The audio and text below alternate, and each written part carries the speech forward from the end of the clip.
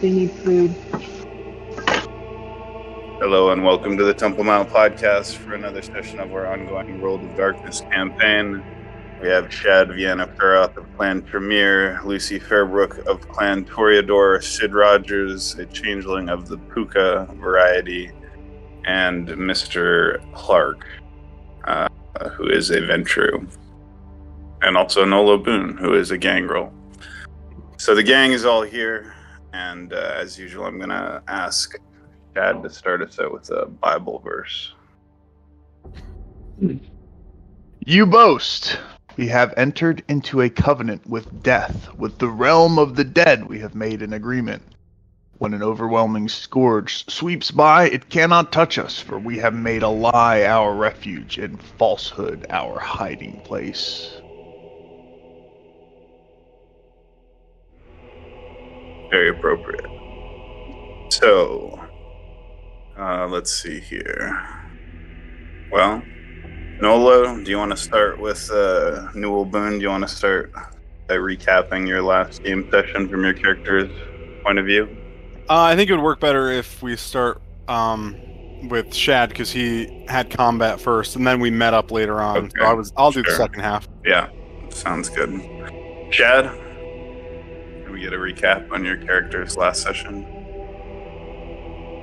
Sure, so Shad went to the Setite after party after meeting up with Cal and Sid Rogers at the Pyramid nightclub, and had the meeting with King Rat, for which he had offered handing over Sid Rogers to them, the Setites.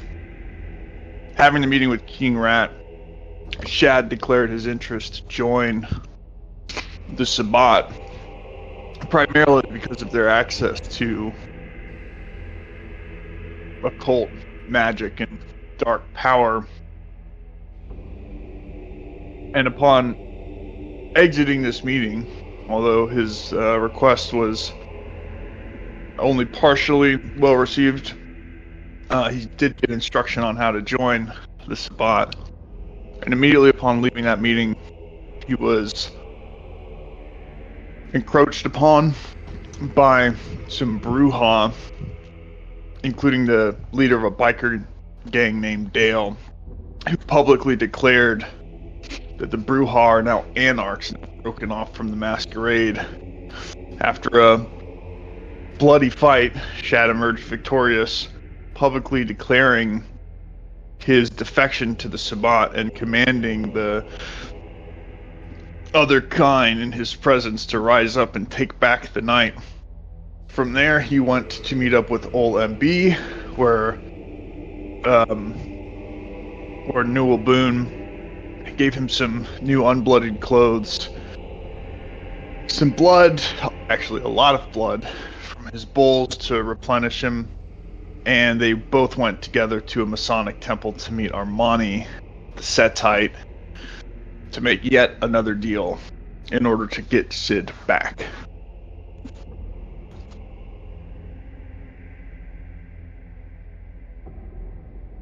Yeah, I'd only put in a couple things there.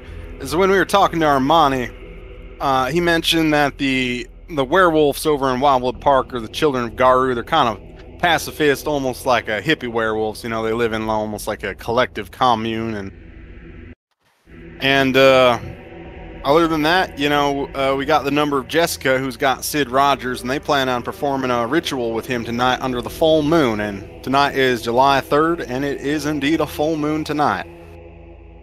And they promised, we promised we wouldn't interrupt the ritual, and they will return Sid to us alive after the ritual. Not sure how much we can trust him on that, but we also learned that Mike Williams was on a golf course on the outskirts of Wildwood Park, kind of off on his own. I guess he ended up killing a golf course attendant or something like that, just draining them dry. And so yeah, we kind of have a little bit of a lowdown on how to get Michael, and sounds like tonight we got to go watch that ritual with Sid or something. Thank you. And just a note, Garu is a word for werewolves in general. They're called Garu. and the particular Garu or werewolves in Wildwood Park are called the Children of Gaia, who are the hippie werewolves you mentioned. Sid, what do you remember from your session, if anything? I guess you weren't here for our last game. I wasn't there, yeah. Yeah, so you left off. Do you remember where you left off, though? We were at the party. We were going to try and find someone who we could fall asleep so I could go into their dreams so we could get information. And that's last I had input. Right. And Kenneth, your name is Kenneth Clark, right? Callan Clark, sorry. What do you remember from your last session? So we went to Pyramid Nightclub. I went by limousine, met up with Shad. I don't know how to say that name. Vianafarath. I don't know. We talked a little bit about what I was assigned to do with him from the sheriff. Met up with his contact Sid, and then we were going in to have a meeting with Jessica. I think you had somebody else there that we talked to. I can't remember her name, but it was one of the Fairbrooks that offered some extracurricular activities that most of us passed on. I think Shad may have engaged in some of that. We left there, went to the docks, where I think he had a meeting with the King Rat, and we were kind of acting as though we were having some drinks at the bar, kind of thing. I would also like. He was doing that. I would also like to say right now, because we're about to. I might actually use my character's powers sometime soon. I would like to point out that there is a mechanic called a bunk, which is like when a changeling does something like really crazy and like whimsical or over the top. If I can do something like that, then I can actually reduce the difficulty of my magic rolls. Okay, and then I think we knew that Jessica is a Setite. She was with a guy at the bar who was a Setite as well. We didn't agree with her to release Sid to her immediately, but we did make the arrangement with her to meet with her later at the docks. That's why we went there. I think I had a conversation on the phone with the sheriff, let him know of a few updates about things he was asking about, and then I think I sent him a text message saying that we may be going undercover, possibly, not to be alarmed if you heard things that sounded bizarre. I think that's pretty much where I left off. Right, and finally, Lucy Fairbrook, can you remind us where you last were in your last session? Yeah, so it's in the last recap because I was present there, but to recap again, my character had left off at the nightclub leaving, and so she's about like 2 days absent from the plot of the story, but no information that's necessary for right now. Okay. Thank you all for recapping your characters' memories. Wondering where we should begin. I suppose with Sid and Kalen at the bar at the docks in the North End, in this sort of industrial rave type scenario. As you are drinking, you are approached suddenly. On your right side is Jessica, the girl with the black hair and the white dress. And beside her is a man you have not seen before who is wearing a black hood. He's wearing a black hoodie with the hood up, and his face is kind of in shadow. And Jessica puts her hand on Sid's arm and says, Sid, it's time for us to head to the inside for a drink and get away from this party. I have a place nearby. And as she does so, she looks in your eyes. And as she did before, her eyes sort of turn yellow and have like a black slit, like a serpent size. And as she does so, she attempts to hypnotize you with her serpentine gaze to make you compliant with this request to come with her to wherever she's leading you. So you can roll a willpower roll with a difficulty of, I'm going to say 8 to succeed. And you're going to need at least one success. Okay, hang on, I'm trying to find the World of Darkness. Oh, it's at the top. Okay. Where's the World of Darkness category? You I'll can just tag make you on your own All the way to the bottom. link. Yeah. If you're in general chat, I'll just make a link. Oh, I found it. Okay.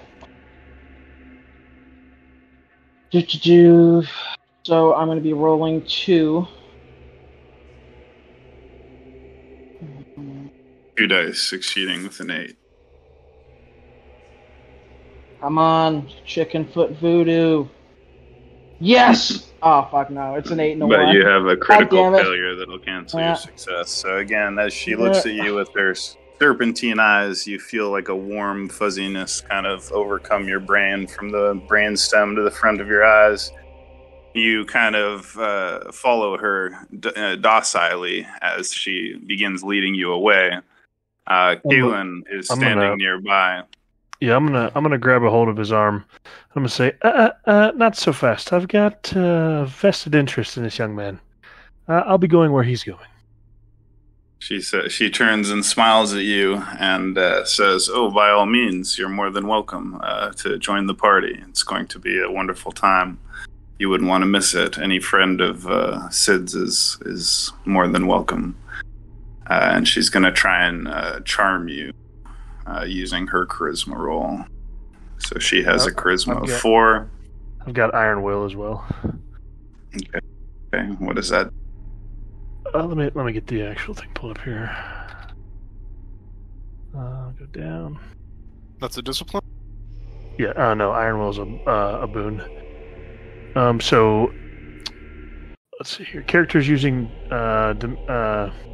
Dementation, Dominate, or any other mind-altering spell, magic, or thaumaturgy path against your character are at difficulty +3. Can you say that one more time? So, unless she's an elder of some kind, her difficulty for any kind of mind-altering magic spell or thaumaturgy, including Dominate or Dementation, is a +3 increased difficulty. by 3. Okay, well, she's actually not trying to use her discipline on you. She's just using her charisma. And so she scores 2 successes. So in any regard, as she invites you to join the party with Sid Rogers, you feel that she is trustworthy. You get the impression, that you like this person and you can trust her. At least that's the feeling you get. Do I make any contested rolls against her charisma? You can. If you want to resist it, you can roll a willpower roll to try and resist the effect. So I just roll my willpower and dice, basically? Yeah. Nice. If this would pop up. Remember, it's And you'll need a /dice 7. roll. I got it. Every 7 will be a resistance. Dice roll. The pool is 6. What's the difficulty? 7 or higher. I'll just put 7. Ooh. 2 critical You got successes and a 3 9. successes. So, although you initially start, following her and feeling like you trust her, you get kind of a strange secondary sensation up the back of your neck where you think something might not be quite right with this situation. But nevertheless, Sid is already following her and she's leading him away and has indicated that you can come along with him. Yep, I'll keep up with them. Make pace with them. Okay. So you leave the area where the industrial rave is taking place, and you come to a car. It's another limousine, and Jessica gets into the passenger side of the vehicle, and the valet or the driver has opened the back door, indicating that you guys can get in. Take Cool. you out of this area. Am I able to walk around the back side and let myself in the opposite door? Yeah, you can walk to the far side and get in. Okay. Do I notice if there are plates on the vehicle with investigate? There are plates, and they have a nondescript, series of numbers. Sure. I'll just take a note of that, and then. Okay. So you take note of the license plate number and memorize it. Something like N3X, whatever. Sure. Yeah. So you guys get into the vehicle. Mm-hmm. Okay, so Sid and Kaylin get in the back of the limousine with Jessica in the passenger seat and a nondescript driver in the driver's side, and the car peels away from the north end and begins driving through the north end and comes to a stop in about 15 minutes in front of a church. The church is dark and stone, has like a tower with a clock face on it. Looks sort of sinister, like abandoned looking, but it's like an Anglican church. Church of St. Luke is what the sign says. And there's a wooden door, on the front at the top of a short flight of stairs. And Jessica gets out of the car and opens the back seat and indicates that you should follow her inside. Well, I guess I'm doing that, so I don't really have a choice here. So, if you want to try to, snap out of it or whatever, you could potentially do that. But yeah, you've been hypnotized essentially, so you may as well comply. You've already come this far. I'm gonna hop out. I'm gonna hop out, and are we being watched or anything, or is it kind of like we're casually going into Is it actually seeming like there's a party here or anything like that? You cannot hear the sounds of a party. It's like a dark church, right? There's a floodlight on the front illuminating it, right? Okay. And a large clock tower type thing, and then a door. And in any case, Jessica is turning and, gesturing with both hands for both of you to come. And then she turns and leads her way up the stairs and opens the door. You see then that there are, people inside, and what appears to be candlelight coming from inside. Okay, I'm gonna try to drop a pin to the sheriff through the cell phone, while I'm on the way up the stairs, as her back's to me. You're gonna try and do what, sorry? Like drop a pin, like a location pin to the sheriff. Okay, so you get your phone out and you send a geolocation pin to the sheriff so that he knows where you are. Yep. And I'll go outside. You follow Jessica inside the church, and inside there are candles set in various alcoves and on top of candlesticks. And it's dark, but lit by the candlelight. And you see that there's a few different people in here, 3 people wearing robes, essentially black cloaked robes, similar to the one that the person who was beside you at the bar was wearing. And Jessica smiles, and as we get to this part of the scene, I'm thinking maybe we should pause and jump to one of the other players, possibly. Lucy. Lucy. Yeah, so why don't we jump to Lucy Fairbrook now? So we're going to assume that you are currently asleep, and you are having dreams of the full moon. In your dreams, you're seeing a vision of the full moon, but the full moon is red, like blood, and there's blood dripping down from the full moon. And there's clouds in front of the full moon that are also red in hue, have a crimson hue, and it has this very strange, ominous portent about this vision of the bleeding moon. And you feel like it means something as you awaken, but you're not sure exactly what. And you wake up inside of your occult store in your chambers above it.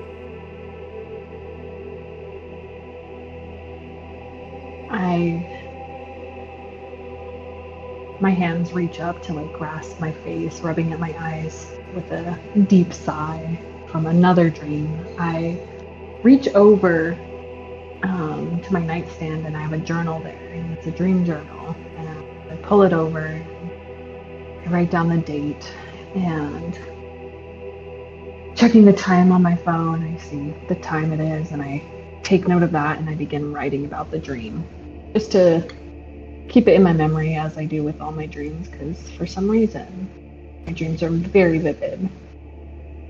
Eventually I stop writing with a sigh, now knowing the time of it, and I close the journal and place it back on my nightstand and get up, checking notifications on my phone to see if there was anything from the people that I have been in connection with. Any notifications? No, I don't believe that any of our players contacted you.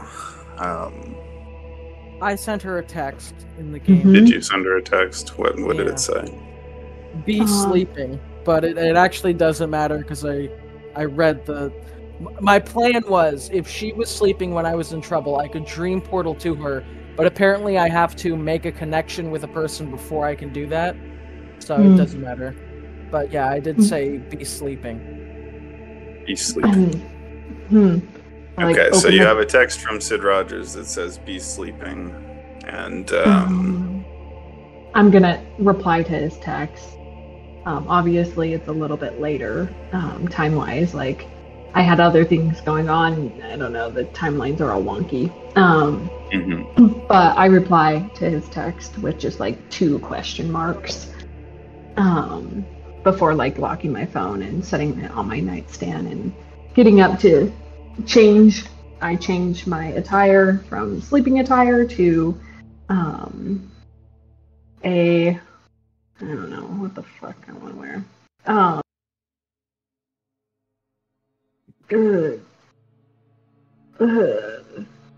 don't know, it depends on the occasion, but regular attire, which is just going to be a black pair of jeans, and she's going to throw on a nice black top, keeping it monotone today. Okay. As you get dressed, you notice sitting on your dresser the piece of rose quartz that you had previously picked up from your occult store. But the strange thing is you can't remember placing it there. But you're not sure if maybe you just forgot or what, but it's sitting there. I'm going to walk over and pick it up and see if I can sense anything off of it. It has a faint, almost electric feeling in your hands. Like it has sort of a tingling, like static electricity on your fingers when you pick it up. I place it in my pocket and head over to my nightstand to grab my phone and pocket that, as well as I head to my fridge to get myself some Vitae. Alright, so you take a glass of Vitae that you have perhaps some bags or bottles of in your fridge. Cold, it's not particularly tasty, but it satisfies your hunger, and you can restore a blood point if you want on your character sheet. As I finish that, I'm going to shoot a text to my sister, Sarah, and ask her if she's noticed anything of interest to me.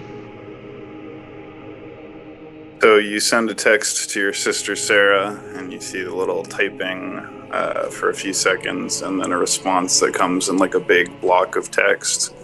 And it says in a series of sort of bullet point notes, Bruges on the north end declare independence and become anarchs. Rumors that Shad Viano-Feroth of Clan Tremere is turning towards the Sabbat and becoming an anti-tribu. Michael Williams has been located in Wildwood Park in a golf course, and there's been some sort of incident at the docks, which appears to have been Shad Viano-Feroth using his thaumaturgy discipline of fire against some Bruja vampires. And there are rumors that the Setites are up to something in the city, and that Shad and his compatriots may have made some kind of deal with the devil with the Setites, but that she's hearing many different conflicting rumors. And so the takeaway is be extremely careful, because the city has never been as dangerous or as uncertain as it is right now. Dope. She kind of just looks through those messages and just her head's spinning. Just the fact that so many changes have occurred in just such little time. So she goes to her phone and she creates a group message with NB, Shad, and Sid with just question marks. And a screenshot of the message that she got from her sister, just being like, "What the fuck?" Do they receive the message? So you copied and pasted the message from Sarah Fairbrook and sent it to Shad and Sid and Kaylin and Newell? Not Kaylin, because I haven't met him yet. Right. You sent it to Sid, Shad, and Newell? Yes. Okay. So you send that to them, and they receive it. You also receive, a few moments later, a text message from Elizabeth Fairbrook, and it is a photograph of a man who has, olive skin, in terms of complexion, sort of a swarthy complexion. He's got like a black goatee, medium length black hair, and he is wearing a pink suit of sorts, which is open, showing he has like six pack, and he's wearing pink pants and like black, shoes or whatever. And it's a photograph of this person.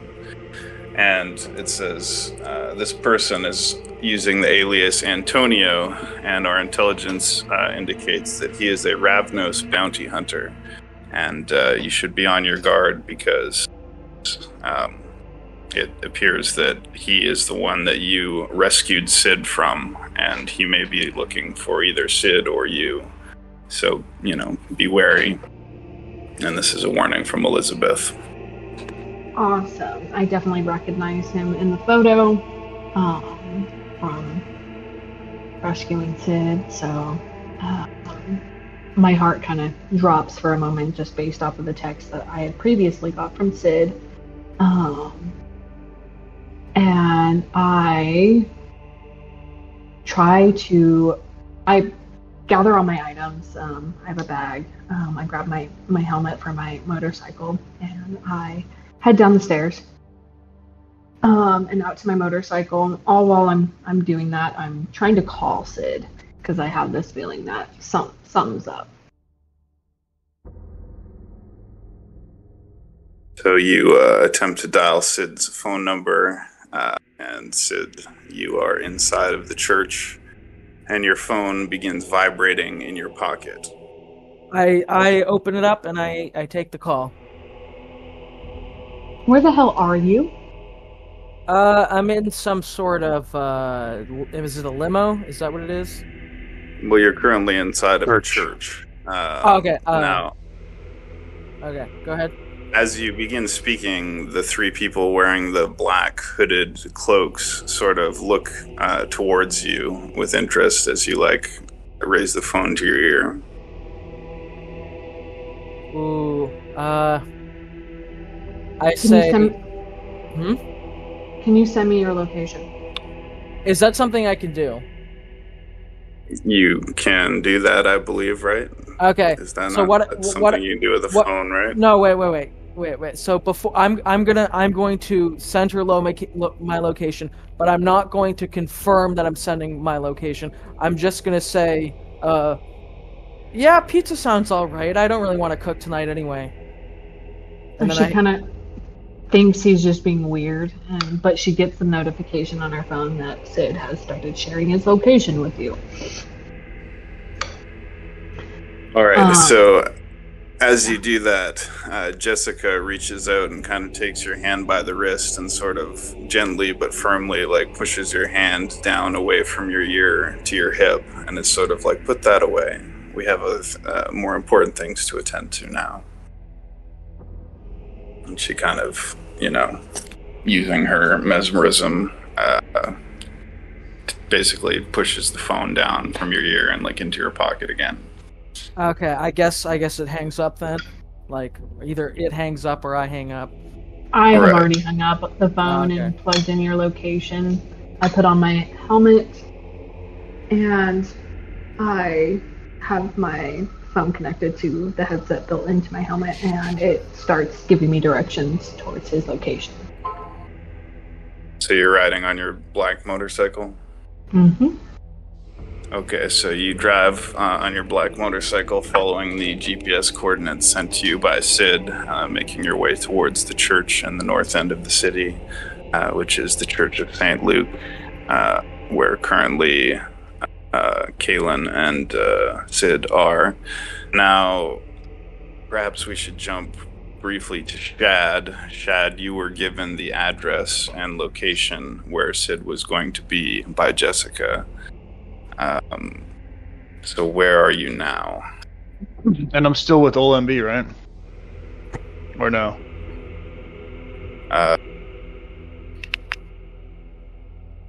Is this... Where were you guys again? We were just walking out of the Masonic Temple where Armani was, and they gave us the location. Right. Okay. Well, they said it would be the next night, so because remember, like he was like, that'll be tomorrow for the ritual. So I think we should just fast forward to today. You know what I mean? Okay. Right. So you guys perhaps. OLMB and Shad determined to meet back up, given that there are very few people who can seem to be trusted, given all of the chaos and counter signaling that's going on. There's lots of confusion in the city, and it almost feels palatable that the fraying of the masquerade has an effect on the minds of even the kind. So we meet back up at the rodeo. In an uneasy presence, Chad approaches OLNB and asks, "Well, are you ready?" Shoot, ready as I'll ever be.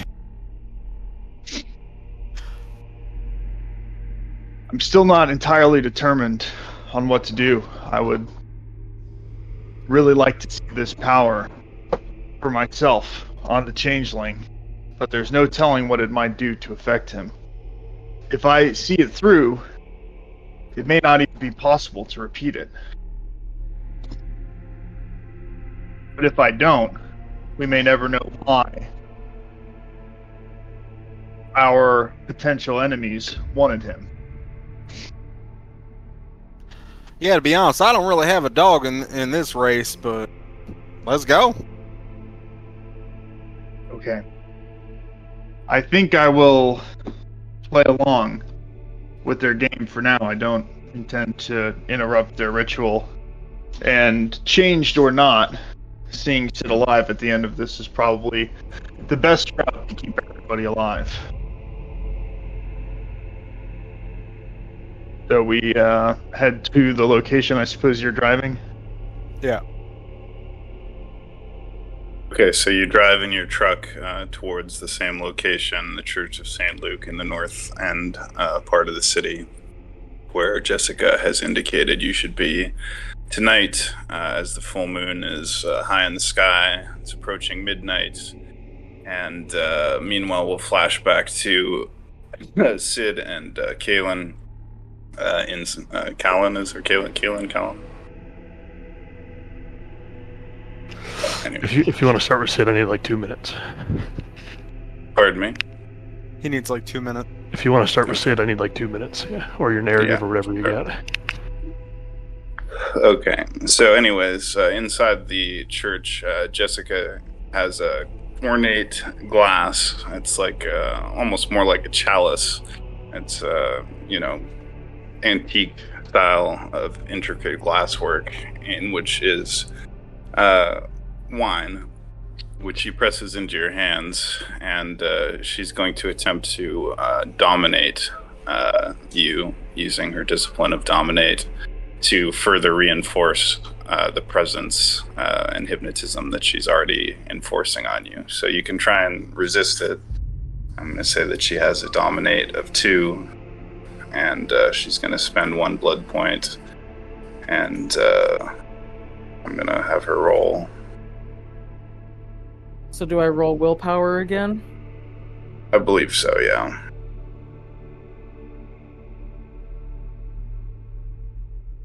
So I'm going to say she needs a 7, at least 1 7 for her discipline to work here.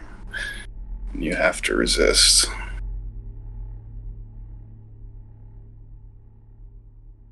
Ah, 1.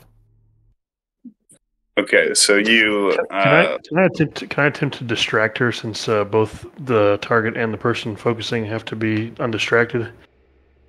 Well, for this particular moment, I'm going to resolve this mechanic of what happened here. So she looks into your eyes and presses the glass into your hands and mentally impels you to drink. And using her discipline of dominate, you instinctively and unconsciously, while feeling like it is entirely of your own free will, drink of the wine. And it's very delicious wine. It tastes extremely good.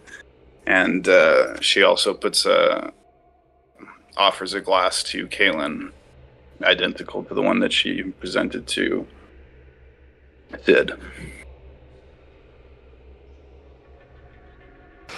I'm going to clumsily... The three individuals, I'm just going to point out that the three individuals who are standing there, all of whom appear to be male and are wearing these identical sort of black hooded robes, are also given identical goblets of red liquid, which they begin sipping and drinking. And so you are also offered one. I'm going to reach for the glass, but as best I can play it off, clumsily spill mine and possibly knock Sid's out of his hand as well. Okay, well, we're going to say that Sid, after he received the mental impulse, he immediately drank, and Sid's already drank about half of his wine. Now, you're saying you want to intentionally spill yours on the ground? Yeah, like I'll reach for it, but as she goes to let go, I will not have closed my grip yet, so it'll just kind of like, it'll kind of fall. I'm sorry, but I just want to make sure I understand. Are you dropping the whole glass? You're pouring it out on the floor? Yeah, the whole glass. Or you're simply not drinking? You're going to drop the glass? Yep. Okay, you allow the glass to fall out of your hands, and the red liquid spills on the red carpet of the church, where it is somewhat, difficult to see because it's a similar color, the carpet. But nevertheless, you have spilled, and she looks at you with sort of a mix of alarm and disapproval, and then stoops and picks up the spilled glass and sets it on the table on the side of the church. Inside the church, it is a high space. It arcs, I'm trying to describe it, it curves from the left and right up to the middle, right? And so it has a high ceiling, and there's stained glass.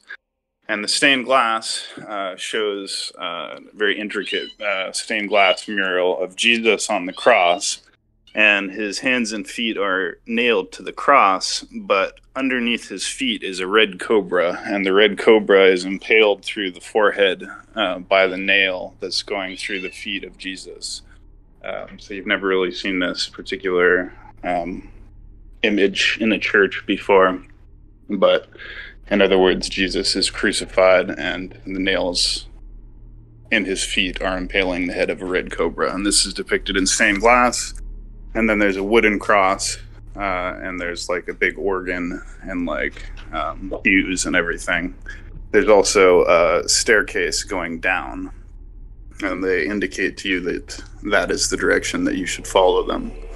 And so they turn, and again, Jessica is now holding Sid's hand, and he is completely compliant with her now, being both presence, hypnotized, and dominated. So she's holding his hand, and he's walking meekly along with her down the stairs, and the three men are following behind. And they look back, or at least the last man looks back at you to see if you're also going to come. Yeah, I'm following. So you follow them downstairs. I'll look up the picture of the Lord on the cross. And be like, oh, sorry about your carpet, Lord. My cat is pissing its plants. Sorry. Anyways, so you begin descending the stairs into the basement of the church, following the three men in the black robes, as well as Sid and Jessica. And you come into an underground chapel of sorts. It's like a smaller chapel. It seems older. There's an altar with like a very large Bible with like illuminated manuscript print. And there is sort of an intricate altar with this Bible on it.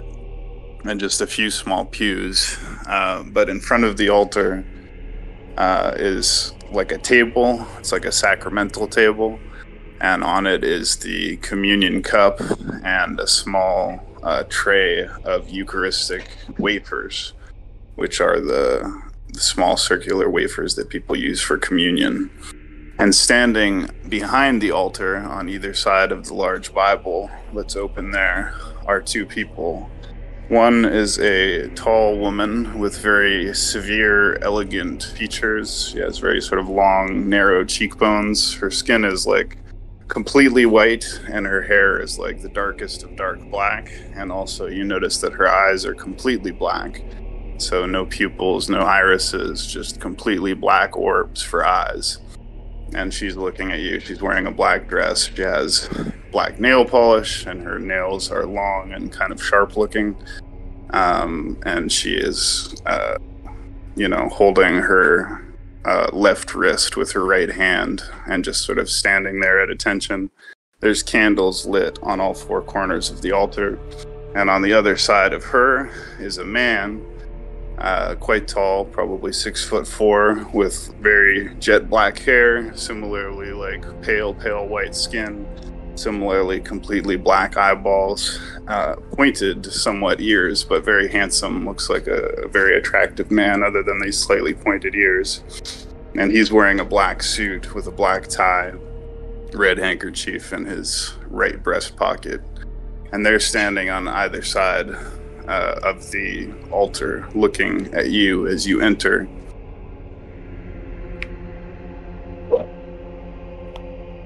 And they're looking at you and Kaylin as you enter, along with Jessica and the three other men who have not been named. Okay. Well, there's nothing I can do.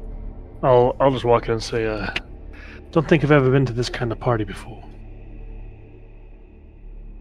So Jessica falls behind and is standing beside Kaylin, and she kind of reaches out and touches his wrist gently. And as you look at her, she raises her right index finger across her lips, indicating silence. And she looks you with like a knowing look in the eye. And, you understand through this that she's telling you not to make any noise. So the three men spread out, the three men in the black robes, and they take up a triangular position around Sid. And meanwhile, the lady with the severe black eyes and the black dress, whose name has not been given to you, stepped forward and walked towards Sid. And as she does so, she reaches out and touches him by the hand and leads him unresisting to the altar, and then she lays him down on the altar, or has him lay down on the altar on his back, looking up at the sky. And there's a mural painted on the top of the ceiling of this place. Like the ceiling has like a painting on it, and it shows Cain killing Abel with a rock. It shows him, bashing in Abel's skull with a rock, and it's depicted in like a classical style, like a Renaissance type painting on the ceiling. In any case, because you rolled 2 1s for your dominate roll, you're completely dominated right now. So you lie down on your back, and you're looking up at this painting of Cain stoning Abel on the back of the skull. And meanwhile, Jessica is holding Kaylin's wrist and giving, the silence symbol. So then I'm going to jump back to Astramia, I guess, since Lucy Fairbrook. So your motorcycle is quite fast, you're driving fast, and it doesn't take you long to arrive at the church. You see that there is a black limousine parked outside of the church. Wait, before I get there, I share my location with Newell and Shad. Just to be safe, because I don't know what the fuck I'm getting into. But I do pull up.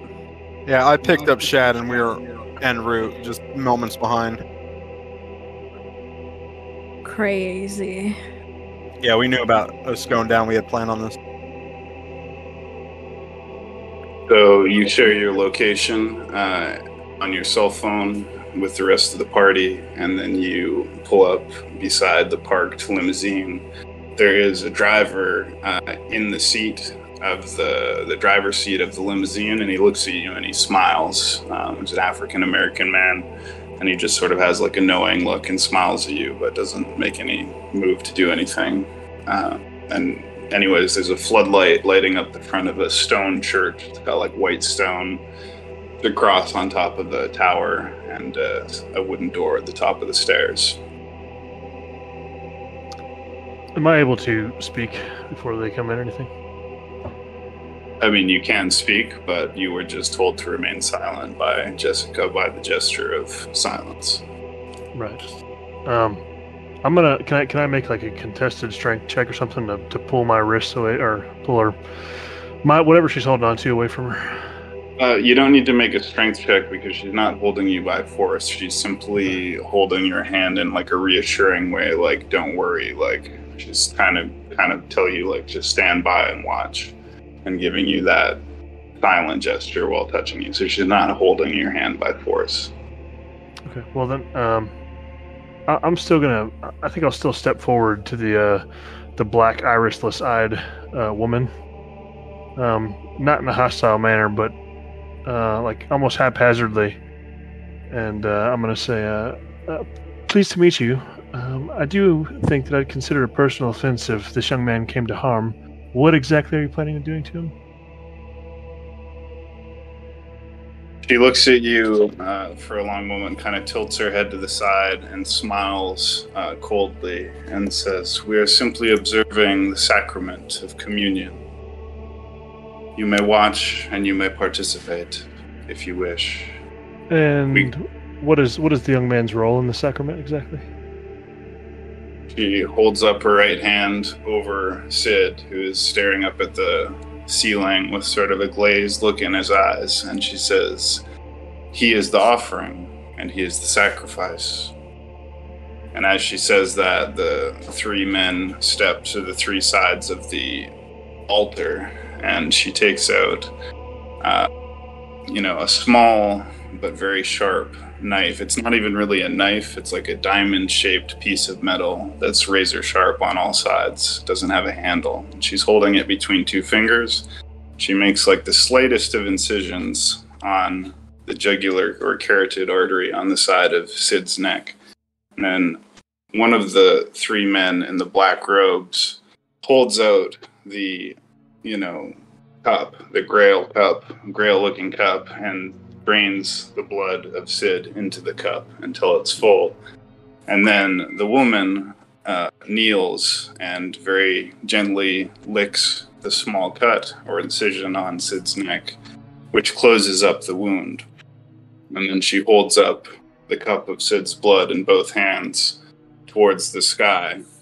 Now the man on the other side, with the black hair and the black eyes, steps forward and stands beside the woman with the black hair and black eyes, and he takes the bread in his hands and begins chanting in a strange language that you don't recognize. It sort of sounds like Latin, but it's not actually something you can quite recognize. It has a strange, like, archaic sound to it.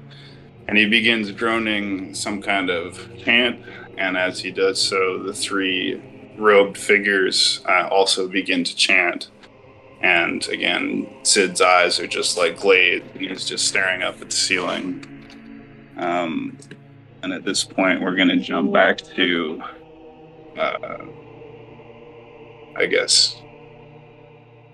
Shad and Newell, who are driving to the church. And so you arrive just in time to see a limousine parked, a motorcycle with your friend Lucy Fairbrook on it, and the church. I so you jump out of the truck and hasten ahead with a not so much as a sideways glance at Lucy and head into the church. I'm falling behind. I give a glare towards the driver who was looking at me funny, but I turn on my heel and follow after them. So the three of you walk up the short flight of stairs to the broad wooden doors, which are unlocked, and you push them open, and you walk into the candlelit amphitheater room with the pews and the, kind of strangely menacing looking stained glass image of Jesus crucified with the impaled cobra. And you can hear a chanting coming from downstairs, and you see a stairway leading downstairs ahead of you. You can hear like a strange chanting. I tell the other two, give me 1 minute exactly, and I dash down there, making noise as I come down, and say, "You damn snakes!" as I see them in the middle of their ritual. "I was promised as part of this deal full access to this ritual, which you started without me. You broke our deal." So the three men who are wearing cloaks look up in surprise, but they do not break the tone of their chanting, which continues uninterrupted. However, they look at you with sort of hostility and surprise in their eyes. However, the woman who has drained the blood from Sid's neck smiles, and it's like a very strange smile because, again, her eyes are completely black, and they seem also larger than normal eyes. She seems like she has very large black eyes, and so it gives her smile a very uncanny sort of feeling, and you actually feel like a feeling of fear. And meanwhile, the man who is holding up the communion host is also looking at you. He continues chanting as well. However, from the darkness behind him and from behind what you thought was a Bible, or what you assume is a Bible, this large tome with illustrated text, a large python is slowly winding its way out from behind the cloth fabric. It's like winding its way out of the altar from behind it, around this like fabric, winding around this large book. And it's a very large python. Like, it's, if you put both your hands together, it's that thick. If you made a circle with both hands, that's how thick its neck is. And so it's slowly winding out, and the man smiles and like raises both hands with the thumbs and forefingers out on both hands, and the serpent kind of winds its way up and around his back and around his shoulders until its head is coming out from beside the left side of his head. And they continue to chant, and Jessica moves towards you and again makes the gesture of silence with her finger, and like glares at you with a harsh look, like, be quiet.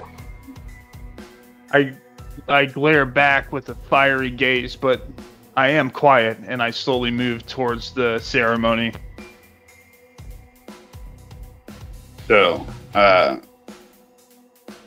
woman raises her hand, and she also raises the diamond-shaped piece of metal that is razor sharp, and you realize it's like a shard of a mirror. It's like totally reflective. And she cuts her left palm just right along the lifeline and holds her hand over the cup of changeling blood and allows a few drops of her blood to go into the cup. And as she does so, the man holds out his right hand, and she again cuts the lifeline on the palm. He drips a couple of his drops of blood into the cup as well. And then they raise the cup, and the three... Do we get any kind of actions during this, or are we just watching? You can make an action at any time you want if you decide. Okay, yeah. I'd like to... I'm going to try to dominate the cupbearer, if possible. So you're going to try and use your discipline to dominate I'm going to try to give him a one-word command. And who precisely? Whoever's got the cup. The cupbearer, the chalice bearer, whatever the blood's going in. So the chalice is on the altar, and the woman is cutting both her palm and the man's palm, and both of them are bleeding into the cup. So the woman is the one with the sharp instrument, and the man is holding the communion wafers in a bowl. They're both continuing to chant. Okay. I got to the base of the stairs, by the way. I'm watching this. I thought the guy was holding the bowl or whatever. Well, I'm still gonna attempt to dominate the male. You're going to try and dominate the male. Okay, so Yep. you look him directly in the eyes, and you, I believe, use one of your points of blood or vitae to activate the discipline of dominate, Yep. and then roll however many points of dominate you have. Let's see. However, this is a relatively powerful vampire of relatively powerful blood, so you're going to need like a 9 to dominate him. Come on, you got this. 3, 1, 2, 3. So I got 6. Okay. 6. Difficulty of 9. Are you using World of Darkness rolls? Yes.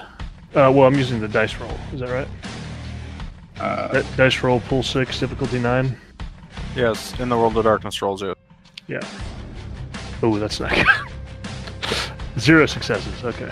Okay, so you look into his eyes and he matches your gaze without appearing fazed by it, and he holds your gaze as he continues to chant. And anyways, the woman raises the cup of blood, and the 3 acolytes with their black robes gather together in front of the altar, and each of them in turn takes the cup and takes a sip of the blood.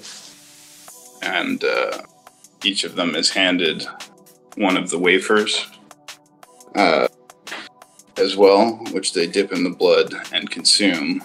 And the 3 individuals in the black robes each take a sip of the blood. Now, once they do that, they look, the man and the woman both look sort of expectantly at Shad and at Kalen, and they sort of gesture like open-handed, like as though you could also drink if you chose to. I'll drink. Right. So you take the cup from the altar and you drink a sip of the commingled blood of Sid Rogers and the 2 unknown vampires with the black eyes. And as soon as you drink it, it like has this electric burning like shock sensation. Like you almost feel like you've been electrically shocked. And as that happens, you see a rush of sort of visions pass before your eyes, strange dreamlike scenes and scenarios, sort of like a hallucination, but more like a rush of like dreams passing before your eyes. And also, as you do so, you start to feel like a warm sensation of euphoria, as well as like calmness and trust. And particularly the 2 individuals, the man and the woman with the dark hair, they begin to sort of seem like they're kind of glowing. Like not only do they have really white skin, but it almost is like pallidly glowing. And they seem extremely beautiful to you, and you're just kind of like very impressed by them. They have like a magnetic presence about them that you suddenly feel. While I'm watching this, because I have a very perceptive gaze, can I observe anything throughout this interaction of him drinking this as I'm just a step behind Newell? Can you observe anything? Yeah, as far as his aura changing or something like that, because I can... Especially after he takes a drink. Yeah, auspices or whatever. Mm-hmm. You're wondering if there's a change in Kalen after he drinks, you mean? Yeah. Yeah, so he is undead, and the undead normally have sort of a dark, shadowy aura about them. But when he drinks, there are sort of flashes of color, like quickly, sort of like the northern lights, like a flickering of color, and aura sort of dancing around the shadowy darkness of his normal aura, which you can perceive as he's drinking this blood. And furthermore, you perceive like a very menacing, very, very dark aura about the 2 individuals who are standing on either side of the altar, the two who are officiating this ritual. And I'm going to have you roll your Auspex with a difficulty of 7. And so you look into the eyes of the woman with the severe features, and her dark eyes meet yours. And as you meet her eyes, you know, you sort of feel drawn into a pool of inky darkness. And I'll have you roll your Auspex. So however many points you have in Auspex. Yep. Just roll it with a difficulty of 7.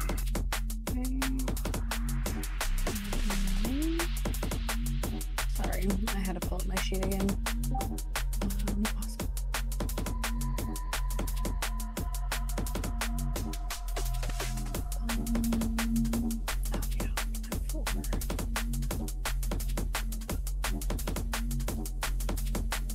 Do I have to say the specific type of... I think I did that correctly. Okay, I got a 8. So you rolled 2 10s. So as you're looking into their eyes, you receive like a impression of their thoughts. You're sort of reading their minds, and you're able to discern 2 names. You realize the name that comes to your mind, just like as a thought into your head, is Lucalion. And the name that comes into your head when you look into the eyes of the woman is Ashara. And you feel that these are their names. You can't explain why, but your third eyes told you their names. Now, furthermore, the man has an actual physical boa constrictor snake right on his shoulder. But when you look at the woman, you also see like a shadow, like serpent moving around in the shadows between her feet. Like you're able to perceive it. It's like a serpent made of shadows that's winding back and forth between her feet.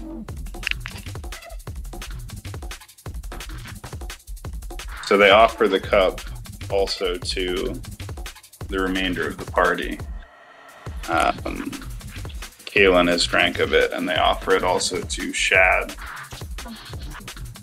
I say stop really loud because I'm not close, holding my hand up. Don't drink that. And I kind of look at Cal, and I don't know him, so I'm like, well,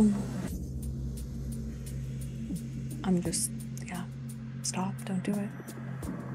Jessica simply looks at Lucy Fairbrook and says, "Do not disturb the ritual. It is almost complete." I don't give a fuck about your ritual, she says as she walks over, grabbing the chalice and dumping the blood out. It's my blood! It was a blood mixture. So you walk to the altar, you take the chalice with the remainder of the mixed blood, and you pour it out? Yeah. On the altar or on the floor? The floor. Okay. Well, when you pour it on the floor, it seems to sort of sizzle and hiss, and you see like a little bit of steam or smoke rise up and coil around. And as you do this, Lucalion and Ashara both hiss, and rather she hisses in anger, and he, his eyes sort of like, they're all black, but they're rolling up in his head, and he begins chanting at like a higher pitch. Like a strange tone comes into his voice as he continues the chanting, and the shadows begin to get like darker and deeper, and it's like the light of the candles is getting smaller and weaker, and you see the shadow of the serpent between the legs of the woman winding towards you, Astramia, and also the serpent that is on the man's shoulder is like hissing, and he is, raising both hands up to either side. Now, Sid, if you want to make like a composure or resolve or a willpower check because of Astramia interrupting the ritual to see if you can snap out of your trance, Okay, you can what try am I to do rolling? that. Just willpower? Yeah, I suppose. When I spend my freebie points, I'm telling you, I'm putting some points into willpower. What about occult? Do you have any occult? Sorry, no. I have some in my equivalent. I've got 3 in the changeling equivalent. I'm not Yeah, in this case, it's just going to be a willpower roll. Okay, 1 second. Let me go down to the bots channel. World darkness roll. Okay.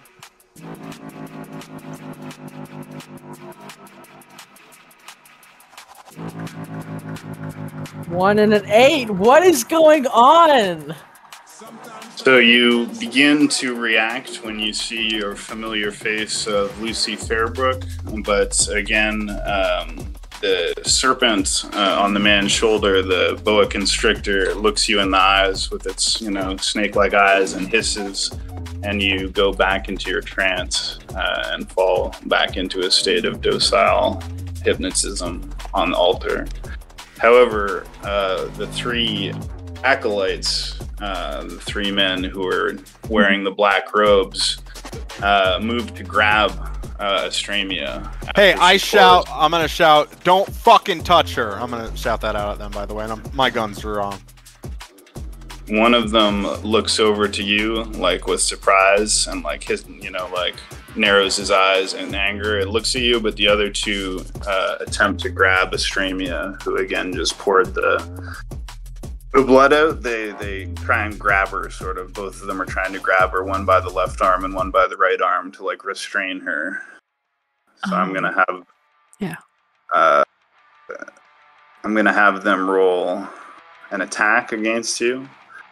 So I'm gonna say they both have a dexterity of 2. I'll just combine their dexterity into 4, as they'll make the combined action, and they're gonna require a 7 to grab hold of you.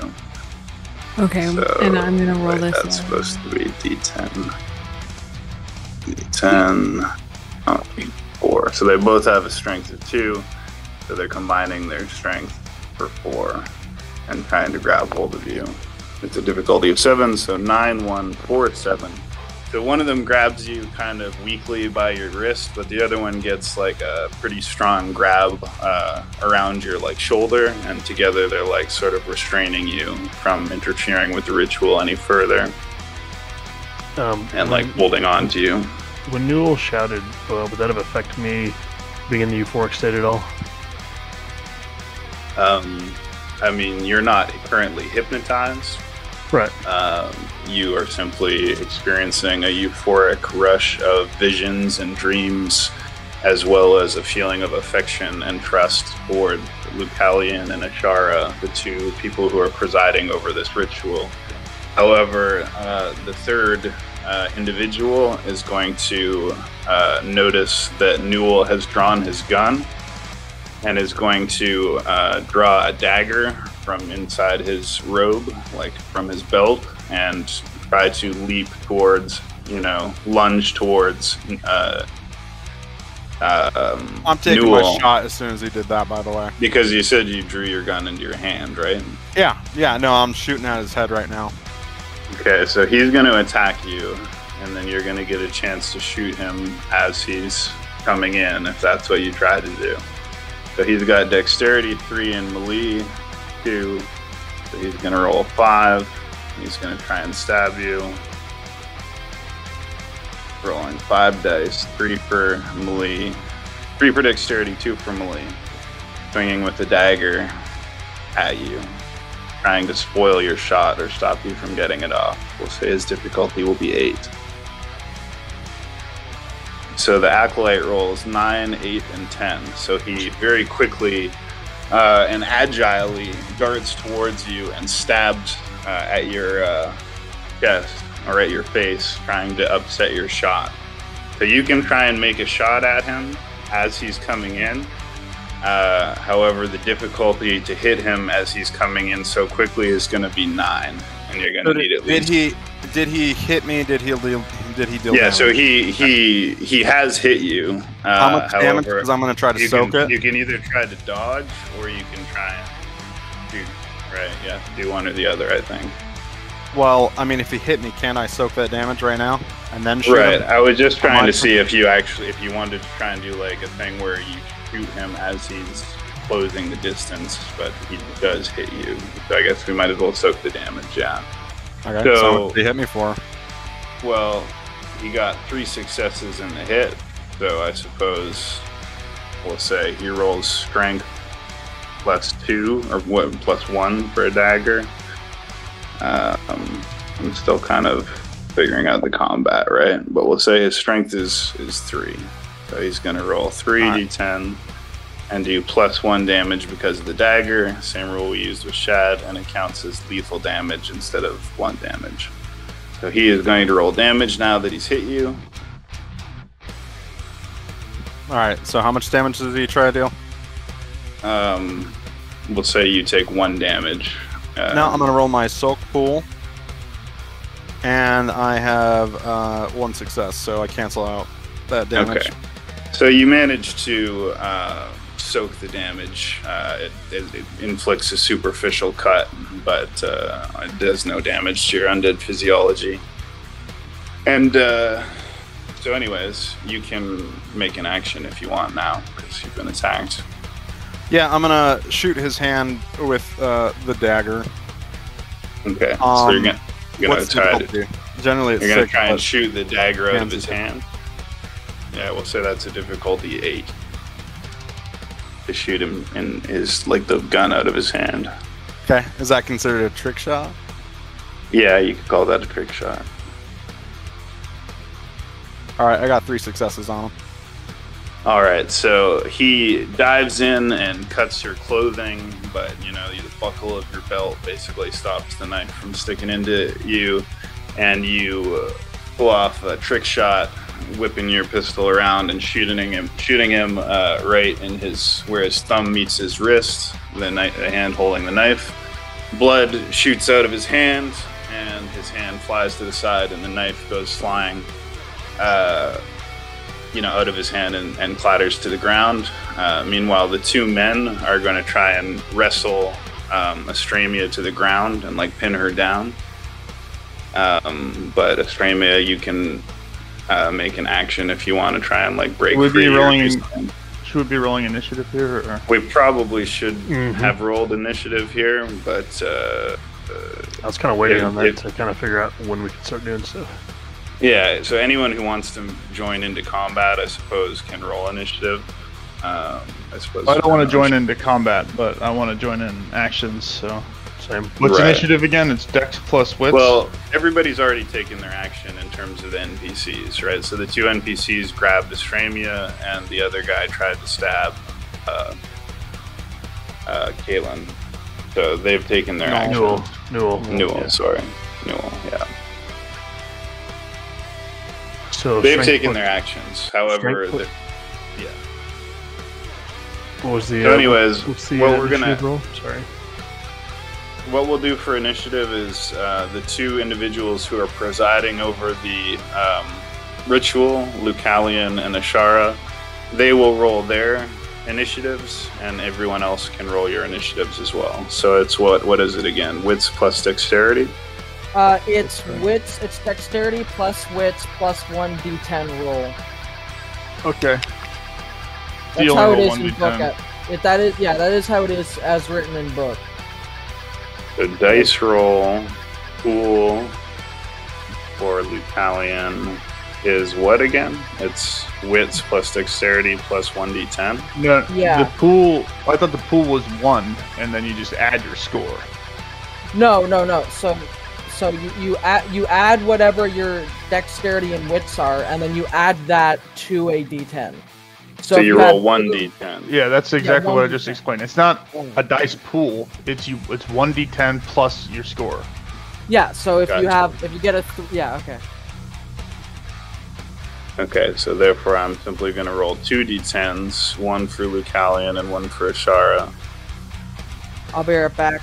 I rolled a 1, and so I don't know if that's a critical fail, but I had spent a blood point to increase my dex while that was going on. So Lucalian Preparation. rolls a critical fail for his initiative, so he is completely entranced in his chanting and will lose his action essentially. However, Ashara rolls 10, which is a critical success. So I'm going to rule that she is going to act first. What she simply is going to do is gesture with her right hand while chanting and pointing with 2 fingers at Newell, who has just shot the pistol out of the hand of the acolyte. And as she does so, the black serpent of shadow winds between her legs and kind of rapidly moves towards Newell Boone. And so it is essentially a serpent made of darkness, and it is coming directly at you. And I suppose what I'll have it do is roll a dexterity attack against you. So this is a discipline being used by the woman. So we'll say it counts as having a dexterity of 3, and it's going to need at least a 7 as it lunges at you. Can I see the shadow serpent? Yes, you can. So it gets a 9, and so it dives towards you and starts winding around the arm that's holding the pistol, and you feel it as physical, tangible darkness holding onto your arm and sort of wrestling with you, trying to prevent you from using your pistol. So there's sort of this tentacle of shadow or serpent of shadow rising out of the ground and wrapping around your arm, kind of holding it with the strength of about, a strong person's arm, trying to restrain your arm and your gun. So now, what else did we get for initiative rolls? I got an 8. You got an 8, and Shad got an 11? Yeah. Okay, so I guess that means you go next, Shad? Did Damia make an initiative roll? Roll 1d10. 1d10. Scrolling.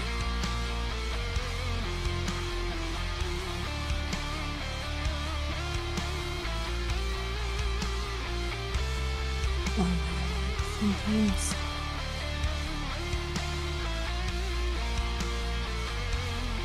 Why? What page is the weapon start on? I have to go in a second, so let me just... Okay, 6. it's my turn anyway, right? Well, your dex plus wits isn't 1. You got a 5 on the roll, and add your dex and add your wits. That's not, yeah, okay, hold on. I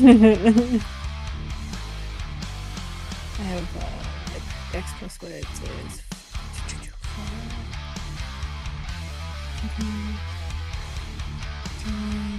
Yeah.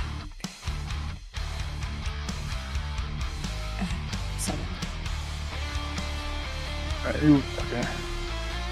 So, I actually have to go in a second too, but what I'm trying to do is affect an air of independence. Like, I don't, they brought Cal in here. I don't know who these people are that walked down behind me, but I got double crossed. So what I'm trying, by the Setites not being there for the ritual, that's the excuse. So what I want to do here is I want to use this like chaos to try to stealth and grab the tome that's on the altar and then flee.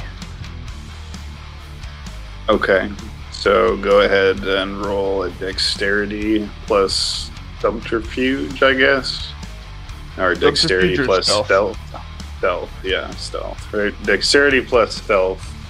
Now you can't really plausibly stealth here because there's a bunch of people, but you're trying to non-discreetly or indiscreetly move through the chaos to grab the book. I can use subterfuge if it's more appropriate. It's no problem. No, stealth makes more sense. Okay. Subterfuge is like lying. And the DC is 7? Well, if you're trying to be unseen, I'm going to see the difficulty is going to be 9. But if you simply want to grab the book, the difficulty will be 7. Yeah, unseen. Failed, dude. 2 critical successes, but 2 critical fails also. So you manage to weave through the chaos of Newell with his gun being wrestled with by the shadow serpents, and the two people wrestling with Lucy, kind of trying to bend her over by the arms. And you weave through this and around the altar, and again, the man is still seemingly chanting some kind of spell or whatever. He's still entranced in that. So you go past him and you grab the book. It's a very thick book. It's a very heavy book. Thick cover. It's like 4 inches thick, plus the cover. It's heavy, but you grab hold of it and you close it. And as you do so, the boa constrictor that is on the shoulders of the chanting man sort of lunges towards you and tries to wrap itself around your shoulders. So you can attempt to dodge it, I guess, and it's I'll going do to a dodge because I'm not trying to attack at all. I'm not trying to get too involved in this, but so that's okay. DC is 7. Yeah, and it's going to be the same for it to hit you. 4 With the dexterity successes. of 3, 9, 2 6. of them So, are 10s. Wow, so you guys. Awesome. Yeah. Okay. So the anaconda kind of lunges towards you, but you kind of duck and twist and kind of push it away from you with the book to create some distance between you, and you move a few feet away from it outside of its range. However, the man is continuing to chant, and you can see that the darkness and the shadows continue to get deeper, and the candles begin to go out around the room, like one at a time. And you start to feel like a cooling or like a cold energy in the air, like it begins to cool off precipitously. So who's got the next initiative? Estremia or Kalen? I'm at an 8. I don't know what everybody else is at. Yeah, you're next. Okay, so it's your turn. I'm gonna say this. I hope this is reasonable. Realizing that the source of the euphoria is not necessarily the two people that I'm amazed with in front of me, but the man on the table behind me, Sid. I'm gonna turn to Sid and pick him up to carry him out. I'm gonna try to get out with him. Okay, so if you want to pick him up and carry him out, he's a relatively lightly built person, as I understand, but you're going to need to roll strength plus athletics if you have athletic, and you're going to need at least 2 successes since you got to go up the stairs, at least 2 with a difficulty of 8 to carry him up the stairs on your shoulders in a fireman carry. Strength plus athletics, that's a 9. And what's the difficulty you said? 8. You need 2 successes. Strength plus athletics. Oh my gosh, I failed again. It's terrible. I'm in a different channel. Hold on. Rolled 9 dice. I got a critical failure and an 8. Critical failure and an 8. Okay, yep. So you struggle to lift him up onto your shoulders. However, can I ask a question quick? Yeah. Is this one that needs a roll when I have maxed out strength and I can like crush a skull in my hands? Well, what is your strength? It's 5 dots. Okay, My so if you athletics have 5 is 4, strength, so- then you can easily pick him up onto your shoulders. Okay. It's Okay. easy for you to do. So you simply grab him by the arm and you flip him into a fireman carry and pick him up on your arms, and you're going to attempt to leave. Yeah, I'm gonna go back up to the church, atrium or whatever. Okay, so you, holding Sid on your shoulders, you run up the stairs as quickly as you can. Yeah. Meanwhile, it's then going to be Estremia's turn. So you're currently being grappled by 2 of these acolytes wearing black cloaks who are holding you. Yep. I am going to... The one that has a looser grip on me, because there is one that does. I don't remember which side. Mm-hmm. So the left side. My left side. I am going to... They have me on the ground, yeah? No, you're not on the ground. They're okay. just basically holding you by both arms. I am going to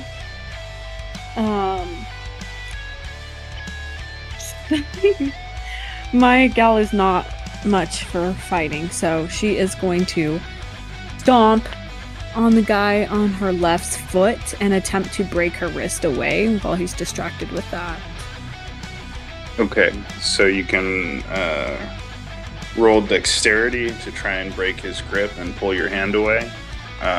Plus brawl if you have brawl, or or athletics Super maybe. athletic. But I have 5 in athletics. you have 5 in athletics. Okay, well you can roll 5 plus dexterity then, because you're Cool. and you'll only need a 7 to break his grip. He's only holding you with the strength of 1. Okay.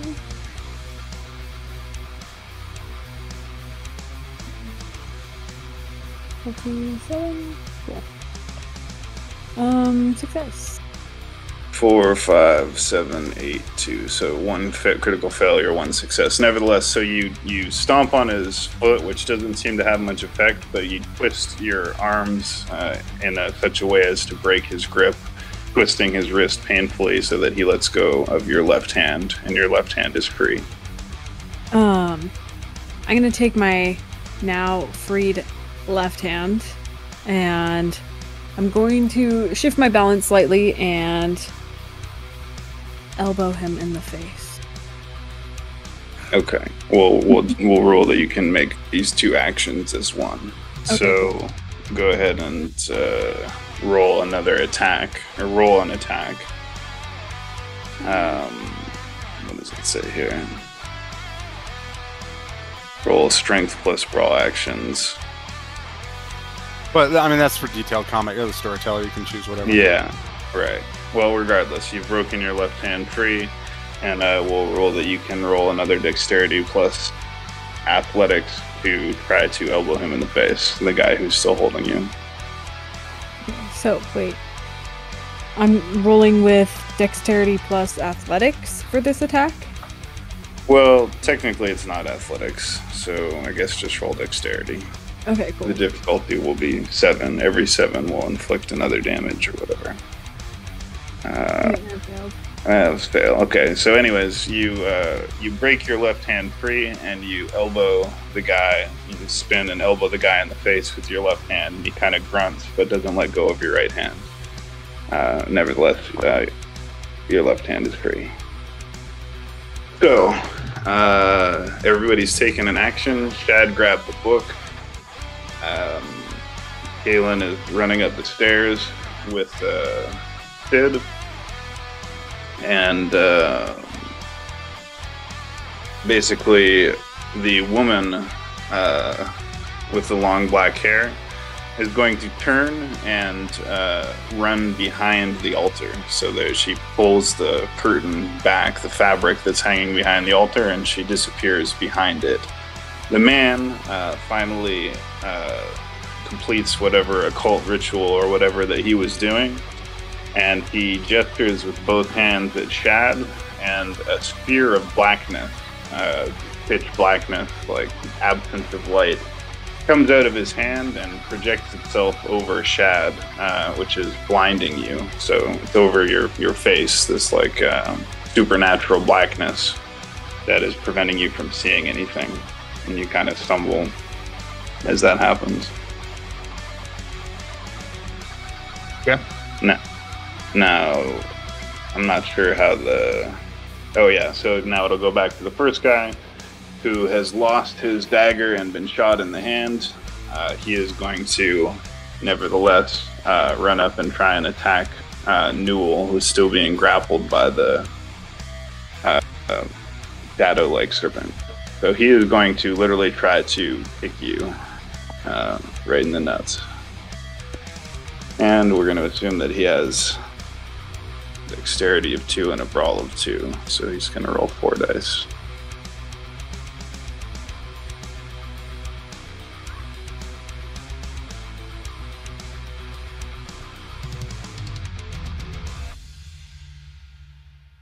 Alright, so he's got an 8 and a 10, so he runs up and kicks you square in the balls, which doesn't hurt you as it would a human being. but nevertheless is an attack. So you can. I'm just gonna streamline this. I'm gonna say you can attempt to soak 2 damage of blunt damage.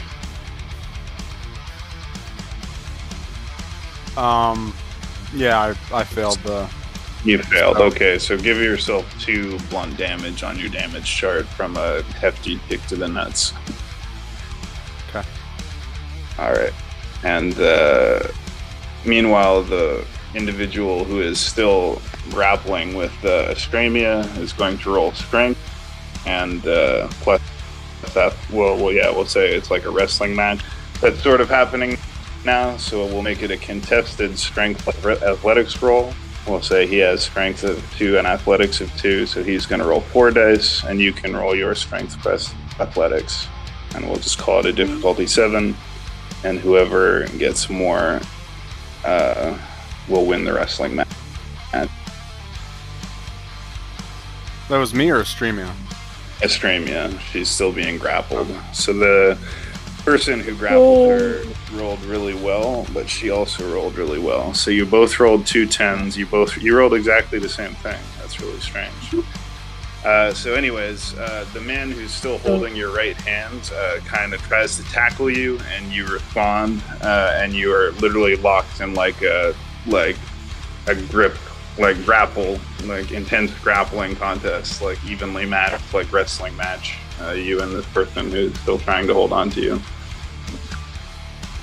Nice. You rolled exactly the same. Yeah. So by this time, Kaylin and Sid have reached the top of the stairs and are back in the atrium of the church. And Chad, I suppose it's your turn.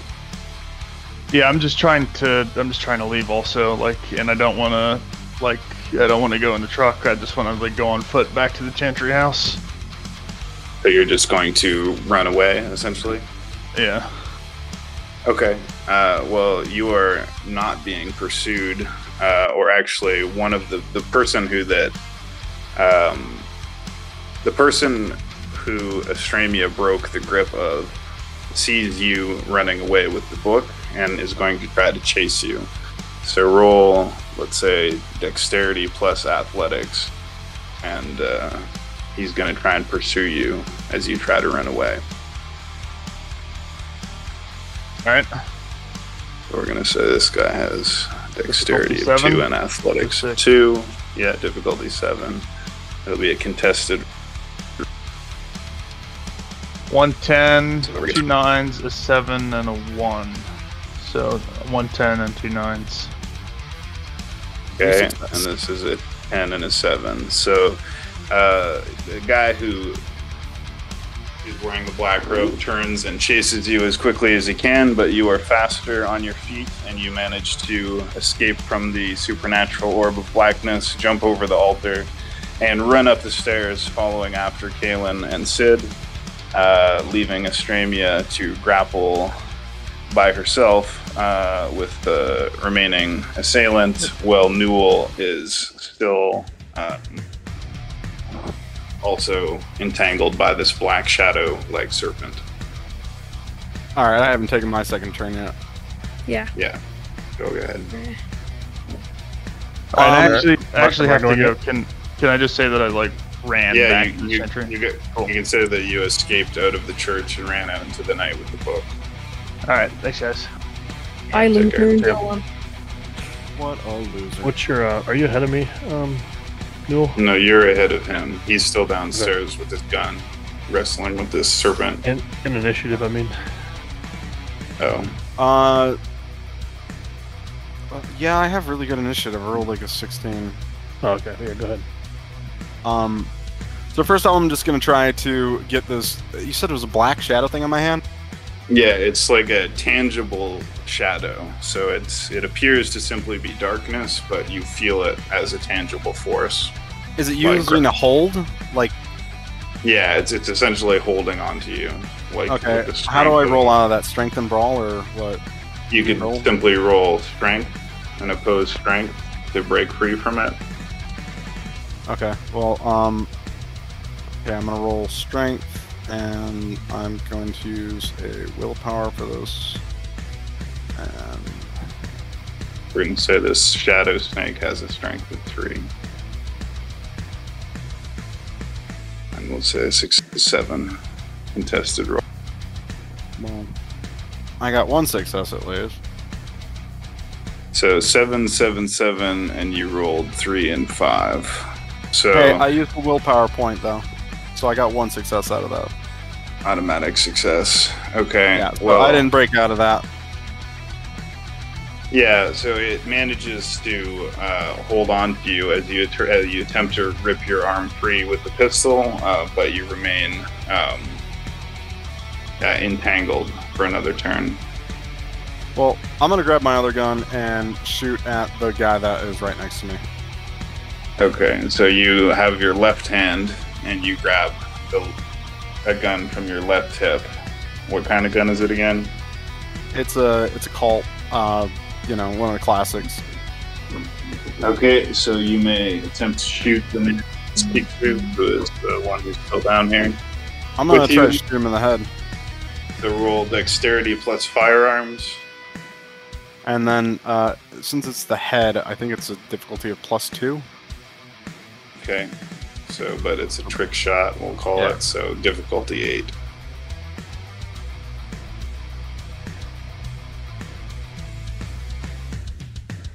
Three successes against him.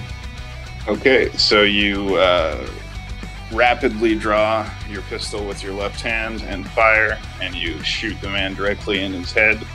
And we will simply assume that he, there's a spray of blood and bone, and he flies backwards and lands on the ground, convulsing briefly, and then lies still. Okay. And then we're going to go back to Estremia, I guess, right? I think I'm up next. Yeah. You're up next, but you're upstairs currently. Yep. I'm gonna. With Sid, and we're gonna rule that Sid is now woken up from his hypnotized state as Woo! he's been removed. Oh, So I'm you're back, awake. baby. I'm gonna.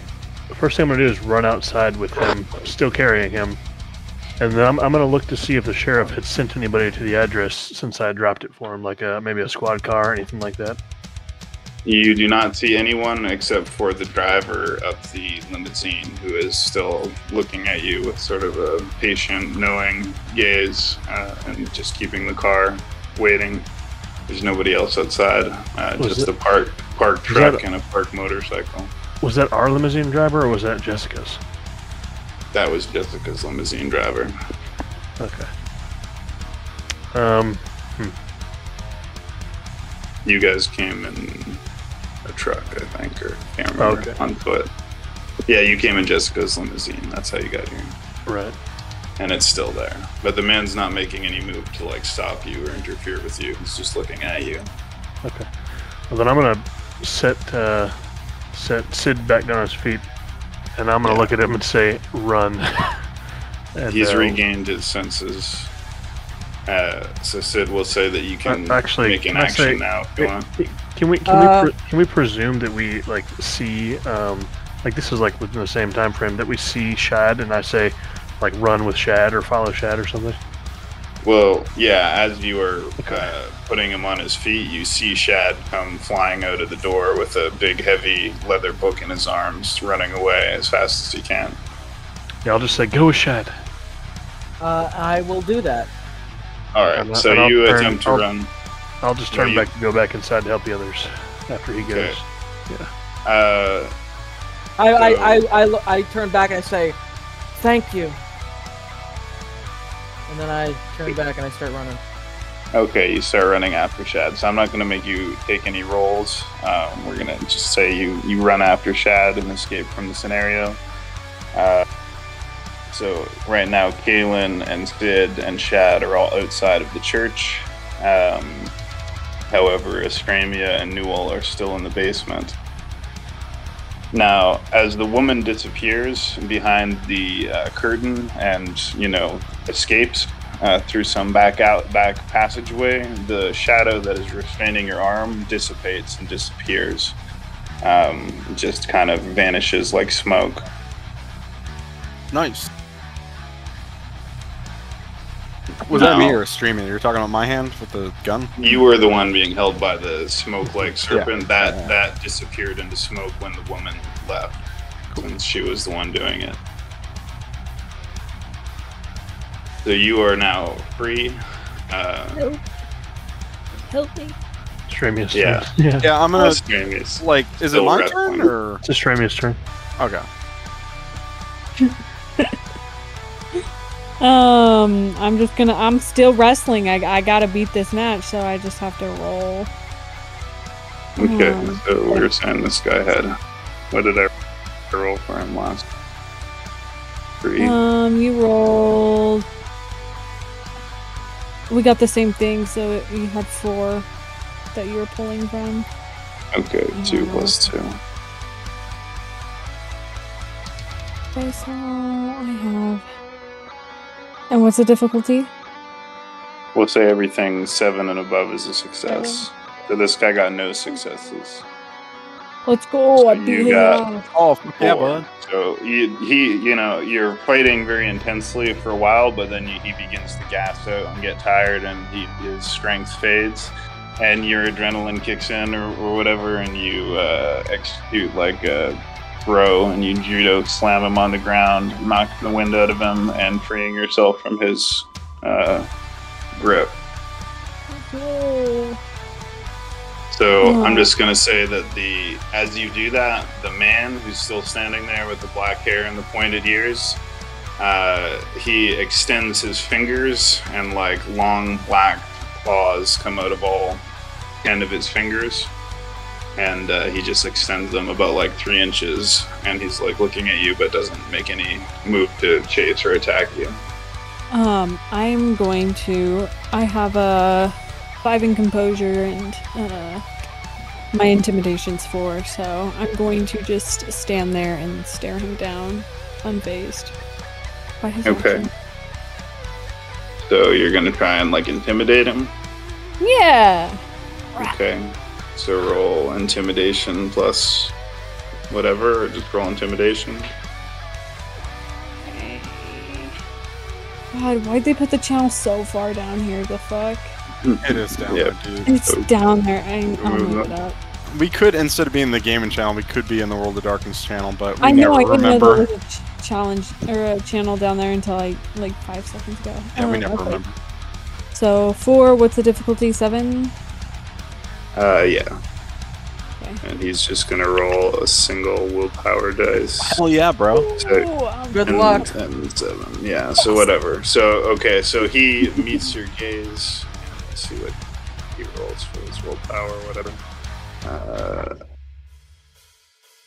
9. Okay. Regardless. So he meets your gaze, but you stare him down with like a ferocious intensity, and he kind of like re-extends his hands and like sucks the claws back into his fingers, and then he kind of gives you like a final look and like turns and like follows his partner behind the curtain, and you can't see what's behind there, but he disappears behind it. Lucy, Oh. let's go! Let's go! Yeah, I look over and see Newell. I rub my face and look where the blood I had poured it to see if I notice anything, if it did anything to the floor, anything there. There's simply a stain where the liquid was on the floor. Also, the large boa constrictor that's on the floor turns and starts following its like master, and like slithers away as well. I get up and, well, I am standing. I look up from where I was staring at where I poured the blood out, just kind of rerunning over what just occurred, and I shake my head and walk towards Newell. Well, let's run up the stairs, and we're gonna probably run into Callan while we do that. Yep. Okay, so the two of you run up the stairs and out of the church, and Aelin, I suppose, is still standing out front as Sid and Shad are vanishing into the distance. Sure. They're If, already they, gone. if they're going to come out and they don't need help, then yeah, I'll be outside and meet up with them and try to get the heck out of here. So you, as you So you're also leaving on foot? Well, if one of them showed up in a truck, I think we should jump Yeah. in the truck. I shout, Callan, where's Shed? Where's Shed? Where's that Sid kid at? They're going back to the Chantry house. Let's Are meet you them with there. us? Yeah, who are you? I'm a friend of the sheriff's. I'm a friend of Shad's. Let's go back to the Chantry Friend house. of David's? All right, and so I jump in the truck, and I'm kind of eyeballing that limousine driver, and like we all get in the truck. I So as text, wait. Wherever I am, I text Lucy to ask if she's okay. I'm gonna look at my phone and see the text from Sid. I still have his location because he kept it shared with me. I look at Newell and Callan and I say, I'm gonna go grab Sid. Where do we want to rendezvous? So anyways, Well, as you keep in mind- guys jump into the truck and Estremia, I guess, gets on her motorcycle, you look up and you see Jessica, the woman with the black hair and the snake tattoo on her upper arm and shoulder with the white dress, is standing in the doorway of the church with her arms crossed and sort of hip to the side and just like looking out at you, but not making any move to follow you. I'm gonna get off my bike. I haven't put my helmet back on, and I'm gonna... Can I observe anything about her presence, or besides the fact that she's annoyed, maybe? Well, you've already can tell with your aspects that she is a vampire. You can sense that her blood, just by the intensity of her aura, is of moderate potency, neither particularly weak nor particularly ancient blood. Middle intensity, and you can see that she is, from her aura, unhappy, possibly angry. Okay. I'm gonna just decide to ignore her, and I'll put my helmet on and go towards Sid. I'm just gonna stick my head out the truck window and spit and just yell, "Goddamn Setites!" Okay, so you guys are driving away? Yeah. Alright, so Shad is gone, Sid is gone. Are you guys going to drive and like pick them up or drive off in a different direction? I'm gonna go grab Sid, and before I drive my bike, I send Newell the location for my occult shop and tell him to meet me there. And so I'm gonna go find Sid. Okay, so you easily catch up with Sid, who's running on foot on your motorcycle, and he climbs while you're there, Sid, so you can say. But so I climb into the back of the motorcycle, and I say, I couldn't use it this time because I have to set it up first. But I have maybe something I can set up that will give me a way out if something like this ever happens again. But I need to be around you when you're sleeping. What the fuck? She just revs her engine and drives off just so she can get them to where they're going. Okay, so Sid's on the back of your motorcycle. You're driving towards the occult shop, and you guys peel out in the truck and follow. Yeah, well, yeah. And while we're doing it, I kind of turn to, is it Callan or? Yeah, Callan. Yeah. I turn to Callan and say, well, you're pretty strong back there. I saw you pick up that little guy like nothing at all. I shake his hand. I'm just like, my name's Newell. What's yours? Callan Clark, pleasure. Give me a moment to call the sheriff. Yeah, we might need to clean up after that fiasco. Yes. Yeah, I need to call the sheriff to just kind of give him an update, let him know what went on, seemingly the blood magic ritual, and that we did manage to get Sid out of the clutches of the Setites, ultimately. Alright, so you call and you leave a message, as there is not a direct answer from the sheriff, but you convey the relevant details to the message box. And as you guys are driving away, now I'm going to rule that Shad was trying to run away and not meet up with you guys. So Yeah, sure. I guess, he went a different way. So you guys rendezvous about 15 minutes later.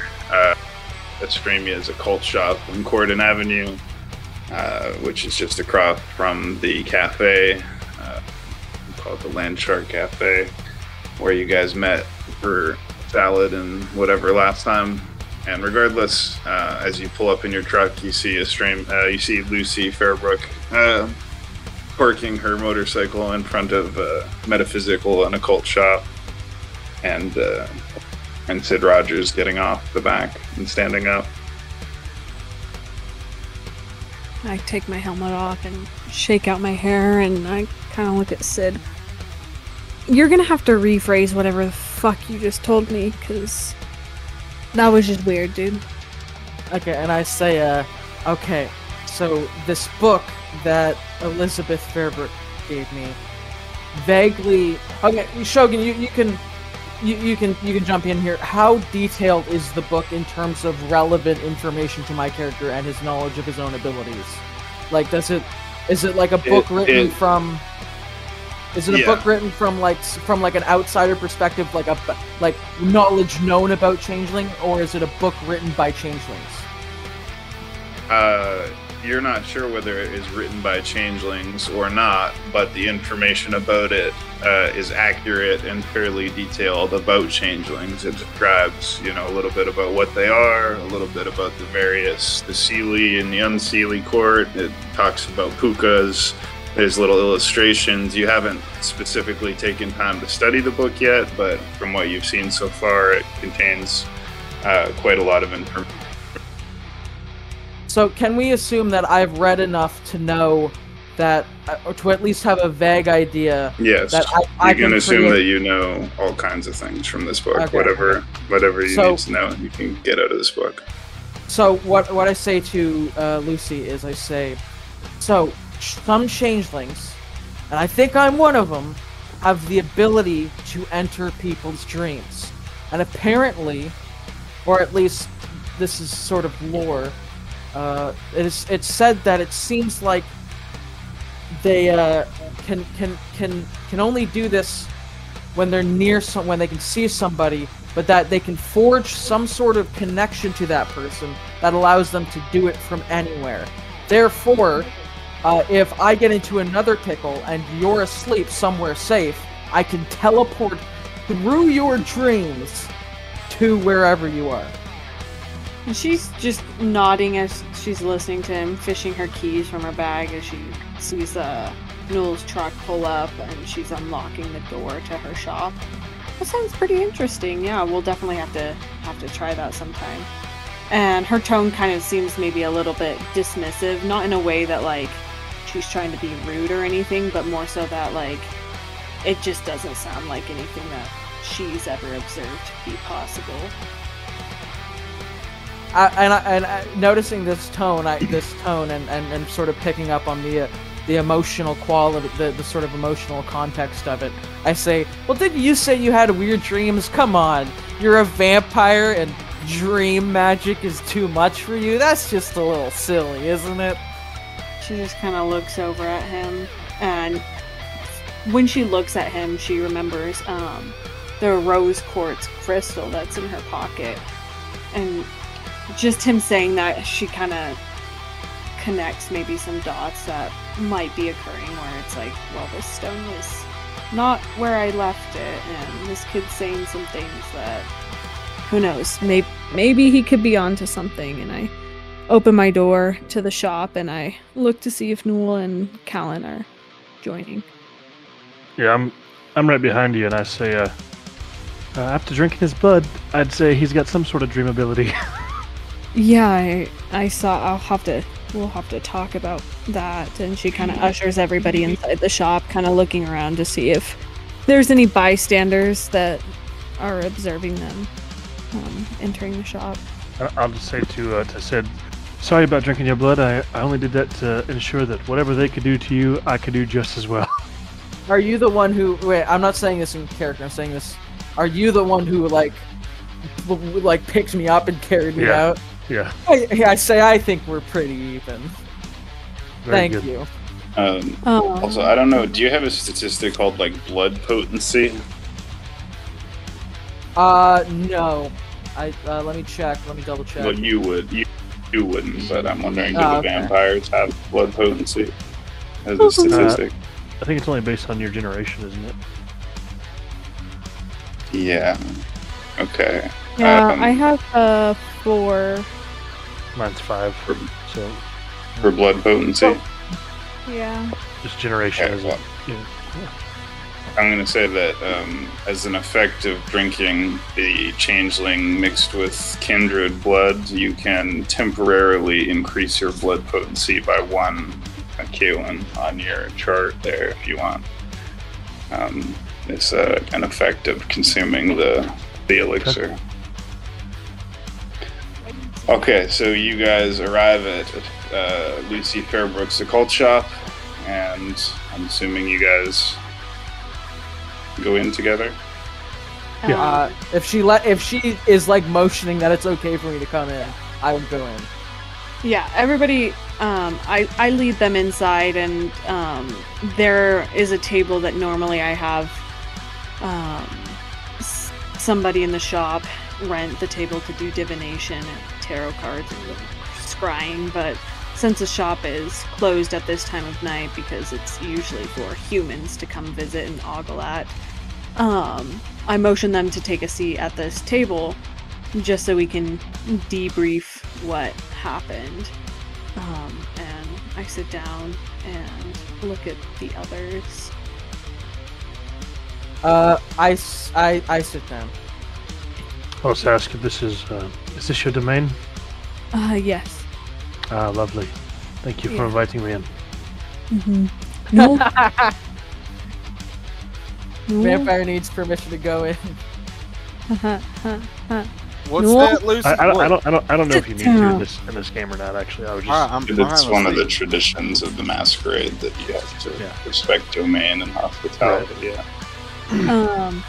So Callan, what happened when you drank the blood? I'm just curious. There's some dots I'm trying to connect here. I began to see visions, almost like dreams, and the 2 ritualists at the front there began to glow, unlike anything I've seen before, almost as if angels. Token, how do I feel? Do I feel like I've lost a lot of blood?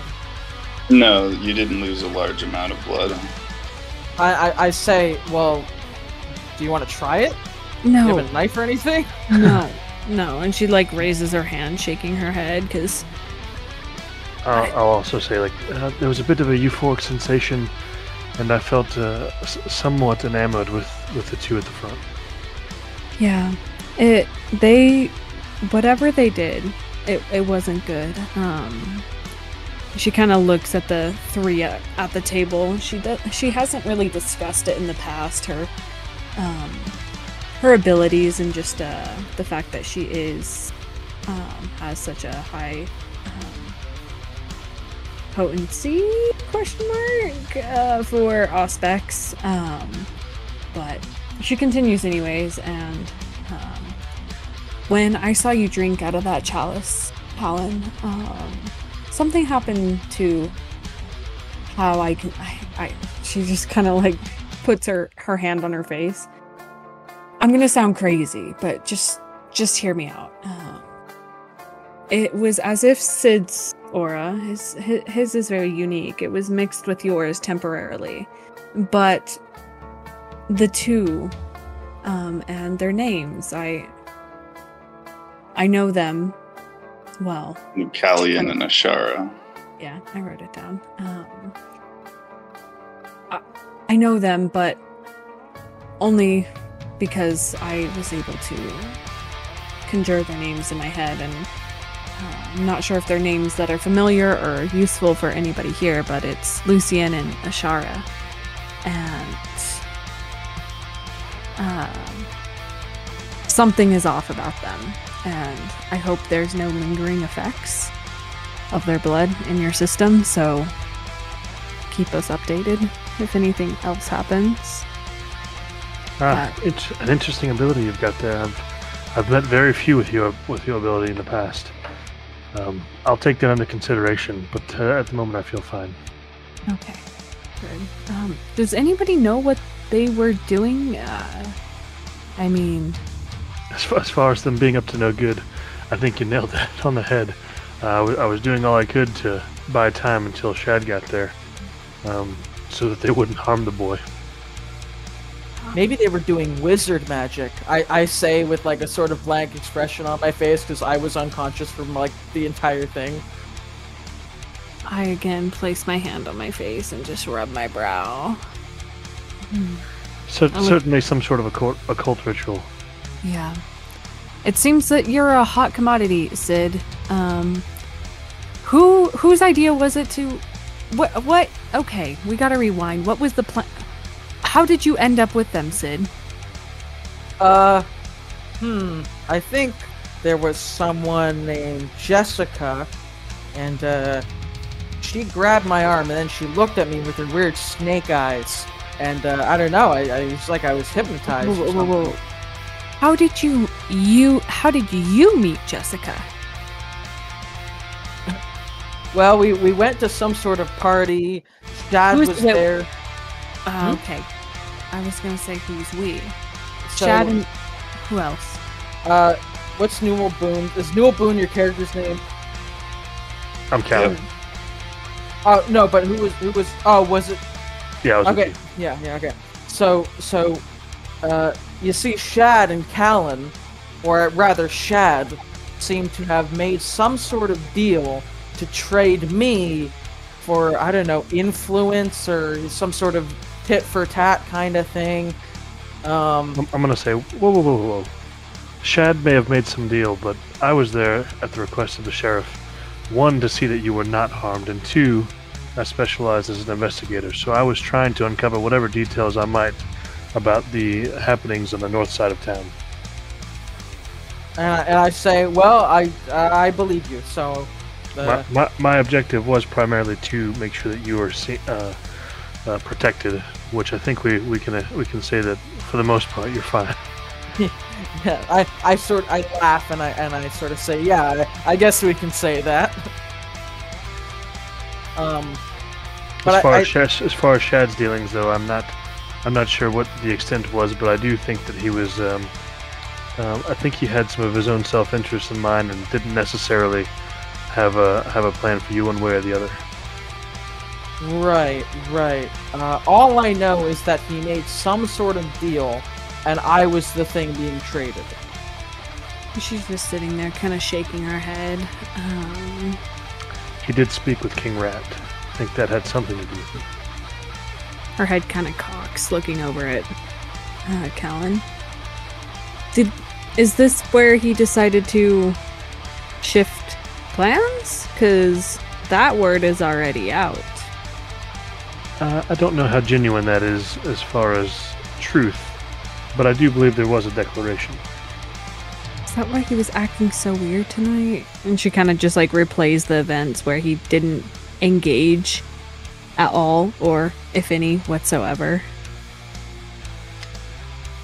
You might want to take it up with him. I do know a decent cover when I see one, and as far as he made clear to me, I think it was evident that he may have been attempting to infiltrate as well. Let's hope that's the truth. All right, guys. Should we perhaps put a bookmark in it now? Yeah. Sure, but I mean, if Estremia doesn't want to do this, but next time, Estremia, can we start with me going into your dreams? Because that's invasive. Yes, but it sets up the emergency eject button that I can use to not die. Well, I'm gonna ask before we end. I'm gonna ask Sid too.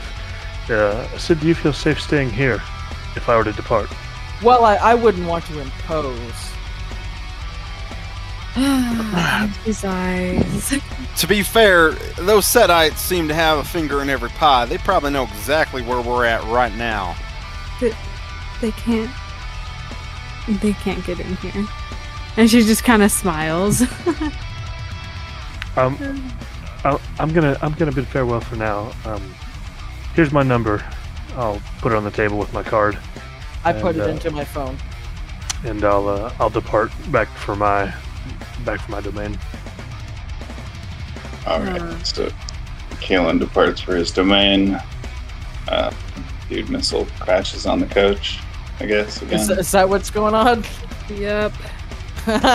You keep saving him after all. He's your burden. You can go in for a dream at the beginning in the next game if you want to. Yeah, we can. I'll invite Newell back with me if he'd like to come as well, and he can say whatever he wants to do. Newell, where are you gonna go? What are you gonna do?